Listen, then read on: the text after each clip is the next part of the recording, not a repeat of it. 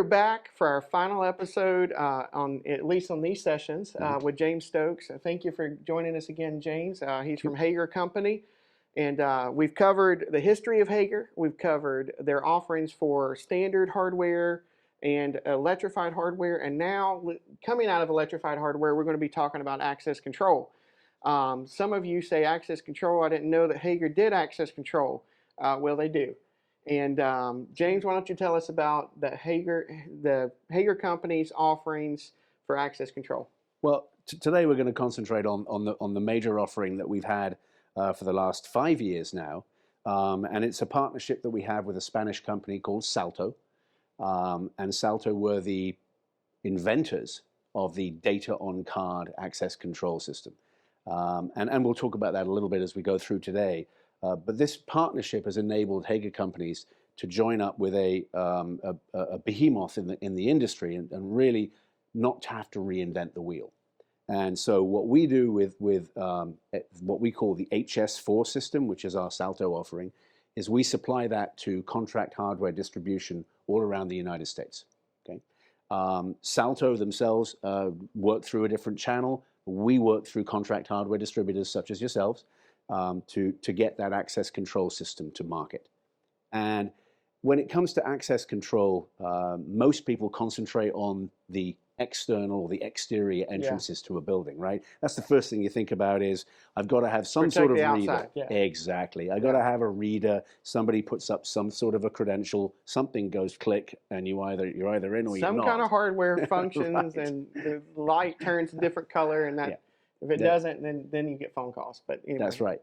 And if you ask any end user, you say, hey, so your access control, how much did that cost you? And they're going to go, ooh, well, hang on, I have the reader, I have the electric strike, I have the controller, I have the power supply, I've got the wiring, I've got the software. That thing cost me, $3,500, $5,000. The labor. Oh, yeah. And so when you talk about putting access control on any other doors apart from those exterior doors, the end user looks at you and goes, I'd much rather just carry on using mechanical keys on my interior doors because I can't afford it. But what HS4 does for you is it allows you to have access control on every door in your facility at a fraction of the cost that end user would be expecting.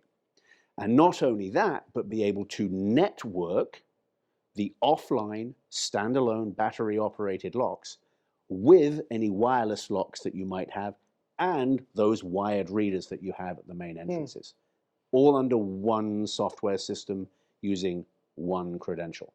Well, it sounds misleading, quite frankly, because when you say, we can all wrap our heads around, the wireless aspect, whether it's from Bluetooth or, I'm sure you guys have some kind of gateway or some kind of communication with the wireless locks. And then the hardwired locks, of course, we understand. But how are you saying that an access control platform can cover an offline lock? I see. Now that's the crux. That's the big one. You asked the great question because it is all based on the science called data on card. Okay. So instead of using a maintenance man or woman to go around a building and upload users into a standalone lock with some sort of a handheld device every time they get a new addition to their staff, or they need to go and delete a user. We don't operate that way. We use the credential, the physical credential, whether it's a card or a fob, to make the decisions for the locks, i.e., I arrive at my building, that same reader, present my credential in the morning, and while I'm presenting my credential and being given access, assuming I'm legitimate, I'm also being given a whole lot more information. My access rights for all the interior offline doors in the building are being uploaded to my card without me knowing it. So now I can go to any of those offline locks around the building and gain access to them, okay, with no infrastructure around that lock. So I am telling the lock what to do with my credential. Wow. The lock is not making the decision anymore. And that's a big turnaround, as you say. It's difficult to get your head wrapped around. But once you understand that the credential is actually the thing making the decision and not the lock, then you can see how we're able to combine those three, the offline, the wireless, and the wired, all under one system. It's Okay. using data on card. Again, it's great in theory, you know, but what do you do if the batteries die on the lock? Well, here's a great thing about that is that not only is that a possibility, but we have a way of controlling the risk, I guess, of having that happen in real time. Because if I have an offline lock, generally today, that isn't ours, okay, a standard offline lock, I'm not going to know if the battery's going to die, because users are going to use it. They might get a visual indication that the battery's dying, but they're not going to tell anybody. Yeah. What happens here is my credential, when I present it to that offline lock, a message is sent from the lock to the credential. And the next time I place my credential at that outside reader, the wired reader on the outside of the building, it takes that information and sends it to the software and will alert the administrator that there is a low battery at, let's say, Office 101. Okay, so the credential is storing the information, and if you're saying that if it's low battery or there's a problem with a lock or anything like that, it's going to report that information back the next time that they swipe at what is it, just a hardwired reader or a hardwired or wireless reader? It could be a hardwired reader, or it could be a wireless locking device that has been set up to act as a transmitter of information. So given that information, so I'm an employee. I go in and I swipe the main front door to get in the building. And then I go in my office, say office 101 or 100 or whatever. I go in and they've made the decision, during that day to fire me. So I go out to lunch and everything has worked fine. Well, they've updated the system. I swipe to get in that door. It might let me in that door, but I'm going to swipe it's going to let me in that door or may not. And the next time that I go to that office, you're telling me that my card is what's going to tell that lock, my office lock, that I'm no longer employed there. Correct. Your credential will know it. So let's go back to that scenario. So you've gone out for lunch. They've realized that they no longer wish to have your services. You come back in, they've deleted your credential. So you go up to that outside reader. The moment you present your credential to that outside reader, what happens? It's deleted of all its data, so you're not going to get in. But you're cleverer than that. You are going to tailgate. You're going to go in behind my card's somebody. not working. Right. So you go in behind somebody, so you don't present your credential and that data doesn't get deleted. So you walk up to your door, okay, whatever door that is, present your credential. Used to be your door. That's right. Now, a couple of things could happen here. If that's a wireless lock, it will instantly delete your card of all its data. If it's not a wireless lock and it's that standalone lock that we talked about, if somebody else has used their credential on that lock before you get there, your card will again be wiped of all its data.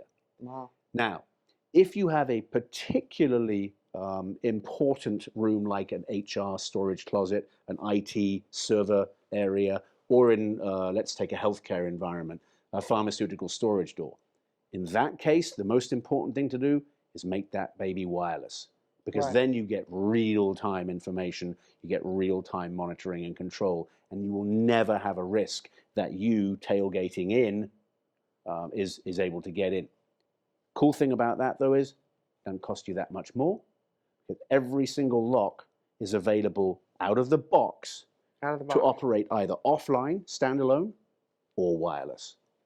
So either or. So either or. It's just a question of how you commission it. It's just a matter of the way you set it up initially, and I guess tying it into your gateway, because wireless gateway or whatever. Okay. That's right. Interesting. So the way that everything's going, nobody wants physical cards anymore. Nobody wants. I mean, credentials are still out there. They're going to be prominent. Yeah. But you're telling me that all the data is on cards. So what about everything moving to mobile? What are we looking at? I'm glad you asked that question, because this is the largest growing segment of credentials in the USA today. It doesn't matter who you ask, us or anybody else. Mobile credentials are growing exponentially. So we have a solution for that. If you have a need for mobile credentials and you think that's the way you want to go, our locking devices and our readers, so wired, wireless, or standalone, will also accept a mobile credential. And the mobile credential actually gives you a lot of advantages in that you're now using the cellular network to send the audit of your use at that offline lock directly back to the software. You're also downloading any deleted users to that lock so immediately. I could be fired faster. Much faster, yes. In fact, yes. I'm using my own phone, and I've just been let go. Yes. And my phone did it to me. Correct. In fact, at that point, the moment you arrive at the office and you're outside and you turn on the app, you'll be deleted. Wow. You won't even be able to use it at the reader on the outside. Wow. So yes, mobile credentials give you a huge amount of advantages. And let's face it, we all lose cards, we all lose fobs. Mobile credentials tend to be a little bit more close to your heart, so to speak. You're not likely to be leaving a restaurant and leaving your phone. So having a phone gives you a couple of advantages. Number one, it costs less over the long run because there's less operational expenditure of replacing cards or credentials, physical credentials. But also, what do you have to do when you turn on your phone? It needs either this ugly mug or a fingerprint or a code. Yeah. So it gives you that dual authentication for your credential as well. Wow. So somebody can't just pick up the phone and go with it. Correct. So what is it, what does the mobile credential look like for the end user? Because, you think mobile credentials and you look at the fees that come with that or could potentially come with that. So what is the per month fee for something like that?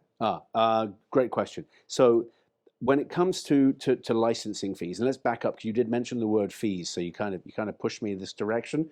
The system that we offer, the software package that we offer to control these offline wireless and wired doors, is a one-time fee to install on your computer. You never pay another licensing fee ever, not even for updates. No annual fees for the software. You own it as an end user. So no nasty surprises. So no hidden service fees. Nope. Hey, you can't upgrade because you can't add a lock, right? Yeah. Nope, none of that. Wow. In fact, we'll go so far as to allowing you to add up to 65,000 locking devices under that software package with 4 million users. But that's got to be like the pro level software. No, it's the basic level software. Okay. Yep. So just the basic level software comes out of the box. Yes.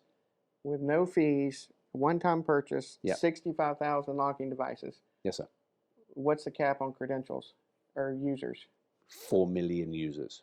4 million. 4 million users. Now, if you choose to go with mobile credentials, there is a yearly fee assessed, and that yearly fee has an MSRP of $5.75 a year. Not a month, per year. Not a month, per year. If you're out there and you're watching this, and you got 4 million users and credentials, I'm the guy that can sell you that system. That's right. And you're authorized as of today, so you're good to go. James and I will partner together to sell you a system if you've got 65,000 openings, and all these users. We will make it happen. We will, absolutely. Yeah, absolutely. So you call us. So so no licensing fees, no additional license fees, no software cost. No ongoing software cost. There is a cost at the beginning. Yeah. No ongoing software cost past the initial purchase. Correct. Initial purchase, set up the system. Okay, say it's 5 years before this customer decides to add another lock. Do they have to pay back fees, anything like that? Nope. It's all done. Just add the lock. Buy the lock and add it into the system. And if you remember this morning when we went through that small training, you saw how easy it was to create a door and to add it to the system. It's as simple as that. Again, no fees. You don't have to call anybody and go, I'm adding a lock. Please don't charge me this month. There's no charge. The only charge is buying the lock. Okay, so let's talk about locks then, because you probably have standard offerings for readers. You probably have a single gang reader and an industry standard reader. What do you offer for like aluminum storefronts and small escutcheon or small frames to put a reader on? Do you Okay. have a slimline reader or Yes. a mullion reader? We have a narrow style reader, so you can have either a single gang box reader or a narrow style, depending on your aesthetic bent, whichever way you Right. want to go. But when it comes to the locking devices themselves, so the battery operated locking devices, we go above and beyond what anybody else in the industry does. So in addition to having cylindrical locks, mortise locks, either with or without deadbolt, we also go so far as to have cylinders, both rim, mortise, and cam and deadbolt cylinders that you can retrofit onto existing escutcheons, mortise locks, or exit devices. Then, Not understanding that. So you're saying it's an electrified cylinder? correct, yes. So it takes the place of the cylinder housing that might be in the mortise lock. Yep. Or the rim housing, and is now a electronic lock. That's correct. So if you were to take out a mortise lock out of a mortise lock, a mortise cylinder out of a mortise lock, unscrew it, take it out, you then put our mortise cylinder, which has an electrified battery operated access control cap on it, put that entire mechanism inside. If you present a valid credential, you will then be able to turn the cam. Simple as that. Wow. And you can do the same with rim cylinders and cam locks. Wow. So, and I'm assuming that for mortise applications, you have a various different cam options. Correct. Yes. Okay. Yep. And Wow. and beyond that, we also have access control options for glass door locks, full glass door locks, and glass door frames. So this, you're talking like the standard. Everybody knows the old school. The Adams Rite is the market on that. So you're saying you got a mechanism that will retrofit those applications? That's for the narrow style aluminium, yes. Okay. So we'll do the Aluminum, narrow yeah. style. Narrow style aluminum. I keep making that Oh no, mistake. no. It's potato. So, Potato, yeah. exactly. Yeah. So the narrow style version we will do as well. So we'll offer you an escutcheon that fits onto an existing Adams Rite style latch for narrow style aluminum doors. Okay. I couldn't say it the other way. I get tongue tied. And we'll also offer you full glass door locks. So if you So have literally full glass door yes, lock. so Okay. and also full glass door frames. We offer locker locks. We offer padlocks. Padlocks is in. Hey, I need to lock up this Connex outside or this. Yep. Okay. Yes, so IP66 rated padlocks using the same credentials, either mobile or physical, whichever you've chosen to open that lock, whether it's out in the middle of the sports field in an educational So establishment. what do you change the batteries out like once a month and something like that? No, actually, the new cylinders that we've launched last year give us up to 130,000 cycles. Cycles. So activations of that. Present credential, turn, release padlock, that's one activation. Wait, 130,000 That's on correct. one battery. There are actually 3 LR2 batteries sitting inside that cylinder. That'll give you up One to set of 100. batteries, I Yeah, should one say. set of batteries. Wow. Yep. What about the cycles for mortise locks, cylindrical locks? Regular locks are looking at around 45 to 50,000 cycles. Wow. Okay, so we're looking at a 2.5 to 3 year life, depending on use, of course. But all of those locks will use standard alkaline batteries. But they're so the padlock is, you're saying that the padlock is going to send us a notification as well on the card or on the mobile credential Absolutely. if the battery's low. Absolutely. So if I'm the sports guy at the local high school and I go out to where they keep all the gear for football, I secure it with a padlock. I put my credential on there, release it. If it happens to have a low battery, the next time I go back to the main reader on the front of the school to get in the morning, it will transfer not only the low battery alert, but it will also transfer the audit that that sports coach used that lock at that time to get in. Wow. Real time. So audits will be sent back, Or- and battery alerts will be sent back, even from a lock that is not connected to anything out in the middle of nowhere. And so if it's on a hardwire or a hard card or a hard physical credential is what I'm trying to say. Yep. Then it will report back the next time it's swiped to a networked reader. Yep. But if it's a mobile credential, it's going to send it back. Goes straight up through the cellular network, Wow. through the cloud, back into the software. Correct. That's incredible. Yeah, it's a great system. Wow. But what it really enables you to do is cover a lot more of the openings that you probably wouldn't have thought of as an end user before. So we looked at all the different types of locks, right? But also it allows you to network in your offline standalone battery operated locks into the same system. So what we're looking at here ultimately is total key replacement, total mechanical key replacement. So that you don't have to see the poor old maintenance guy with his huge bunch of keys leaning over to one right, side. exactly. Yeah. Wow. Well, James, is there anything else that we need to cover on the access control? Well, I'll also mention the fact that there are 10 different educational modules in Hager University covering our HS4 access control offering. Again, it's free of charge. All you would need to do is email Hager University at hagerco.com. Again, that's see below. Hager University at hagerco.com, right? See below. It'll be down here somewhere. And all we need is your email address, and we'll set you up in the system, and you're off to go. You're off to the races. Ready to go. Yep. So you can find more information on whether it's the HS4, the access control offerings, electrified hardware, standard hardware, hinges, because they do hinges. Go back to the first episode to find out what the first hinge was. That's right. In the application that Hager company built the first hinge for. I feel like somebody should get a giveaway for that, but it's too late. So we'll give you a free Hager hinge if you get that, and you're the first person to answer. If you want a free Hager hinge, we'll send it to you. Us, not them. I'm not holding James to anything.